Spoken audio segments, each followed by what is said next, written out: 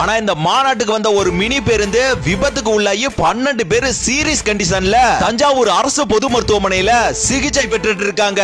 இந்த news Sun நியூஸ்காரன் போட மாட்டான், ஓகே, அது அவங்க குடும்ப சேனல். ஆனா மத்த நியூஸ்காரன்லாம் இதை என்னமோ கேஷுவலா கொண்டு போறாங்க. 12 பேர் வந்து காயம் அடைஞ்சாங்க அப்படின்னு ஒரே ஒரு போஸ்ட் மட்டும் போட்டு இந்த சாப்டரையே க்ளோஸ் பண்றானுங்க. செயல்படும் ஊடகங்களே இப்படி திமுகவுக்கு மட்டும் உழைச்சா எப்படி புரிந்து விட்டதுங்க.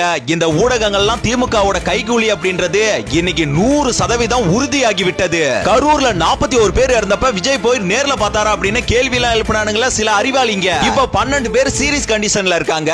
இப்ப இதுக்கு நீங்க என்ன முட்டு கொடுப்பீங்க? தளபதியாவது அங்க கரூர்ல நேர்ல போய் பார்க்க முடியாத சூழல் ஏற்படலைனாலும் அவங்களை இங்க நேர்ல வர வச்சு கால்ல விழுந்து மன்னிப்பு கேட்டாருங்க. ஆனா இந்த தீய சக்தி திமுக ஒரு விபத்தையே இந்த அளவுக்கு மறைக்கிறாங்கன்னா இது சமூகத்தோட அழிவை நோக்கி நகர்ற தருணம். தீய சக்தி ஒழிக என்ற கோஷம் ஸ்ட்ராங்கா எழ வேண்டும். இத முழுக்க முழுக்க ஸ்ப்ரெட் பண்ணுங்க. இவனுங்களோட சுயரூபம் என்னன்றது இன்னைக்கு எல்லா மக்களுக்குமே தெள்ள தெளிவா புரியணும்.